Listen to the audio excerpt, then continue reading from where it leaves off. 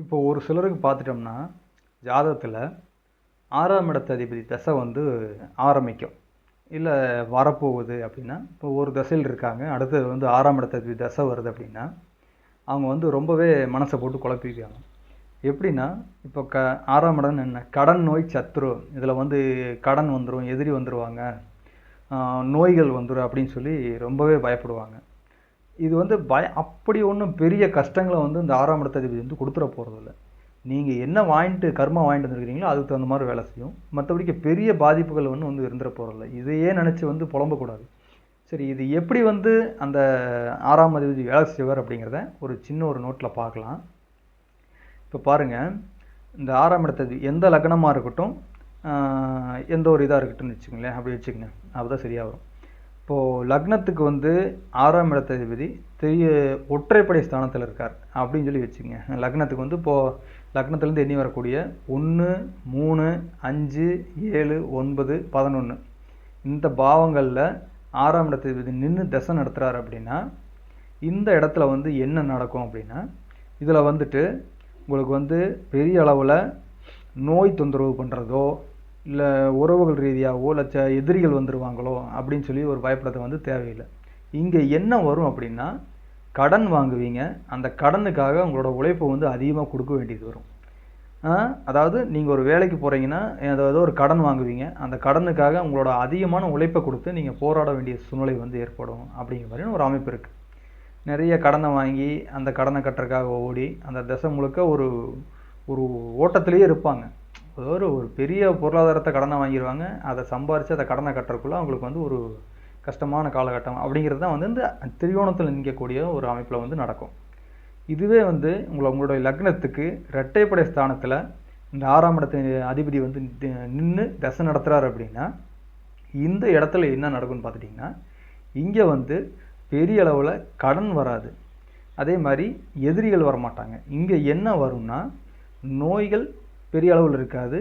ஆனால் இந்த ஒரு திருமணமாகக்கூடிய காலகட்டத்தில் இருக்காங்க, அவங்களுக்கு வயசு கம்மி, ஒரு 25 வயசு 30 வயசில் இருக்காங்கன்னா, அவங்களுக்கு மேரேஜ் ஆகணும்னா அந்த திருமணம் தள்ளிக்கிட்டே போகும். அப்படிங்கிற மாதிரியான ஒரு அமைப்பு இருக்கும். அதே மாதிரி உறவுகளில் சண்டை சச்சரவுகள் இருக்கும், எதிர்ப்புகள் இருக்கும். நீங்கள் போனாலே உங்களை மதிக்க மாட்டாங்க. அந்த மதிப்பு குறைவு அப்படிங்கிற கௌரவம் குறைச்சலாக இருக்கிறது அப்படிங்கிற மாதிரி ஒரு அமைப்பு ஏற்படும். அதே மாதிரி நீங்கள் பழகக்கூடிய நபர்கள் சமூகத்தில் அல்லது நீங்கள் ஒரு இடத்துல வேலைக்கு போகிறீங்கன்னா, அந்த இடத்துல எதிர்ப்புகள் கொஞ்சம் ஜாஸ்தியாக இருக்கும் அப்படிங்கிற மாதிரியான அமைப்பு. வெளி உலகத்தில் நீங்கள் பழகக்கூடிய நபர்களால் சின்ன சின்ன தொந்தரவுகள் வருமே தவிர, பெரிய அளவு உங்களை உடம்பு ரீதியாக படுத்துறதோ இல்லை பெரிய கடன்கள் வாங்குறதோ அந்த மாதிரியான அமைப்புகள் இருக்காது. இது இந்த மாதிரி செய்யும். அதாவது லக்னத்துக்கு ஒற்றைப்படை ஸ்தானம், இரட்டைப்படை ஸ்தானம், இதையும் மனசில் வச்சுங்க. இதில் எங்கே நின்று தசை நடத்துதுன்னு பாருங்கள். இந்த பிரச்சனைகளை கொடுக்கும் அப்படின்னு சொல்லி ஒரு மனனம் பண்ணிக்கங்க. இது நெகட்டிவாக இருந்தால் மட்டும்தான், நல்லா கேட்டுக்கங்க, நெகட்டிவாக இருந்தால் மட்டும்தான் இந்த பிரச்சனைகளை பண்ணும். இதுவே 6ஆம் இடத்து அதிபதி உங்களுக்கு பாசிட்டிவாக வேலை செய்கிறார் அப்படின்னா, கண்டிப்பாக இந்த பிரச்சனைகள் எதுவுமே இருக்காது. நீங்கள் பொருளாதார ரீதியாக மேலும் மேலும் பணத்தை சம்பாதிப்பீங்க. சொத்து சுகம் சேர்க்கை ஏற்படும்.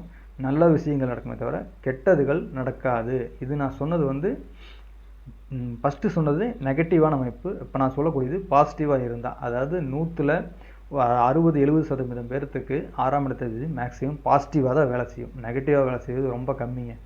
அது அப்படி வேலை செஞ்சால் எல்லாரும் வாழ்க்கையில் கஷ்டப்படணும் இல்லைங்களா? அந்த மாதிரியான அமைப்பு கிடையாது.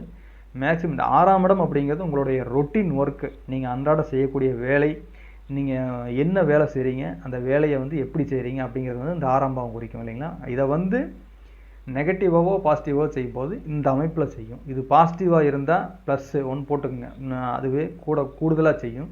மைனஸு, அதாவது நெகட்டிவாக இருக்குது அப்படின்னா -1, கொஞ்சம் உங்களோட ஸ்டேஜ்லேருந்து கொஞ்சம் கீழே இறங்கி போகிற மாதிரி இருக்குமே தவிர பெரிய பாதிப்புகள் இது கொடுக்காது. வயசான காலகட்டமாக இருந்தால் அது எங்கேன்னு இருந்தாலும் உடம்பு தொந்தரவுகள் கொடுக்க தான் செய்யும்.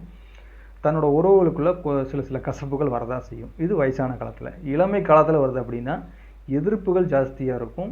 நீங்கள் உங்களோட வேலைக்காக அதீத உழைப்பை கொடுக்க வேண்டியது இருக்கும். உங்களோட ஸ்டேஜ்லேயே இன்னொருத்தர் இருப்பார், அவர் கம்மியான உழைப்பை போடுவார். ஆனால் நீங்கள் அதிகமான உழைப்பை போட்டு அந்த பணத்தை, பொருளாதாரத்தை ஈட்டக்கூடிய சூழ்நிலை அப்படிங்கிறது ஏற்படும். இதுதான் இந்த 6ஆம் இடத்து அதிபதி செய்யக்கூடிய பலன்கள் அப்படிங்கிறது.